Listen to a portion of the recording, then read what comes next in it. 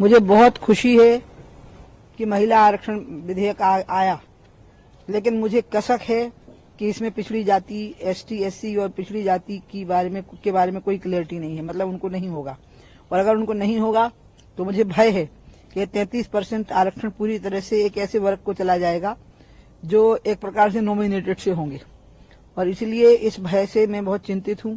और मैंने प्रधानमंत्री जी को तुरंत चिट्ठी लिखी, और ये आज की बात नहीं है, जब देवगौड़ा जी इसको लाए थे तब भी मैंने खड़े होकर रोक दिया था उनको कि आप इसमें प्रोविजन करिए एसटी, एससी और ओबीसी का, और उसके बाद करिए। अभी भी मैं कहूंगी कि अगर आप 33 को 100 मान लें तो उसमें से 50% आरक्षण एसटी, एससी और ओबीसी का उनके हिसाब से उसका वर्गीकरण करके उनको दीजिए, तब इस प्रस्ताव को सदन में पारित होना चाहिए।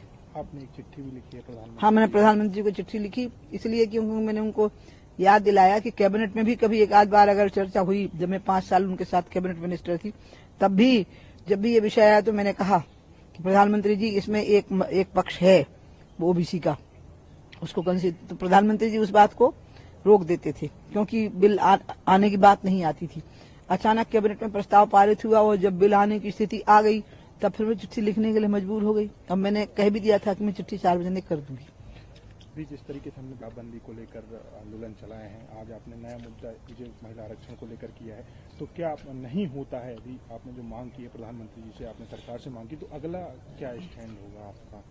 मैं बीजेपी में हूँ, सामने चुनाव में चुनाव प्रचार भी करूंगी, मध्य प्रदेश में भी करूंगी, पूरे देश में भी करूंगी। पिछड़े वर्गों के लोग वोट नहीं देंगे, उनके वोट कम हो जाएंगे, ऐसा बिल्कुल नहीं होगा। वो बीजेपी के साथ बंध गए हैं, वो बीजेपी को वोट देने लगे हैं, ऐसी भी कोई चिंता का विषय नहीं है। लेकिन हाँ, एक अवसर है, हम उनको दे सकते हैं और हम ये साबित कर सकते हैं कि हम भी उनके प्रति अपनी जिम्मेवारी समझते हैं। अभी तक तो हम मानते हैं कि वो हमें वोट दें, अब हमें दिखाना है कि क्या हम उनके प्रति अपना कर्तव्य और अपनी जिम्मेवारी निभाते हैं। परीक्षा हमारी है, अब हमें उस परीक्षा में पास होना है बीजेपी को। लेकिन नहीं होता है, और यदि पारित हो जाता है, संशोधन हो जाता है, फिर बात जारी रहेगी। आज तक कभी ऐसा हुआ है कि किसी बिल में सुधार ना हुआ हो?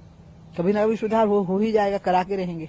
मुस्लिम महिलाओं को लेकर भी आपने कहा है कि वो मैंने मुस्लिम महिलाओं को लेकर ये कहा है कि जो मंडल कमीशन में कुछ मुस्लिम, बहुत गरीब मुस्लिम तबके के लोग हैं जो पिछड़े के तौर पे चिन्हित हो गए हैं, और वो पंचायती राज में और स्थानीय निकायों में उनके लिए रिजर्वेशन भी हुए हैं, तो उन चिन्हित जातियों की महिलाओं को मिलना चाहिए। क्यों नहीं मिलना चाहिए?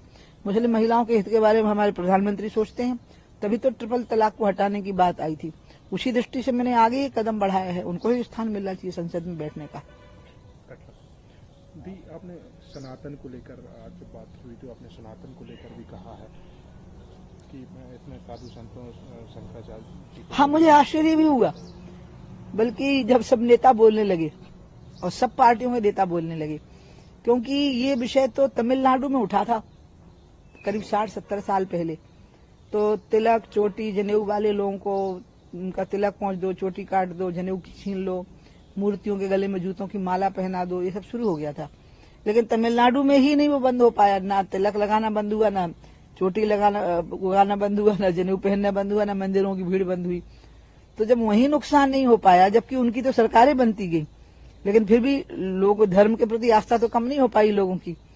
तो इसको हम शंकराचार्यों के ऊपर ही छोड़ दें, इस डिबेट को हम राजनीतिक मंच पर इस डिबेट को हम नहीं लाते तो ज्यादा अच्छा था, क्योंकि 2014 का जो चुनाव हमने लड़ा है ना, वो विकास के मुद्दे पर लड़ा है, हमें उसी पर फोकस रहना चाहिए। तो आप लग रहा है क्योंकि बीनाम प्रधानमंत्री आए, उन्होंने इंडिया गठबंधन पे बोला, सनातन पे बोला, तो आप लग रहा है कि कहीं विकास से हटके अब सनातन नहीं, वो प्रसंगवश बोला है उन्होंने, क्योंकि प्रसंग चल रहा है ना, तो बोलना पड़ता है।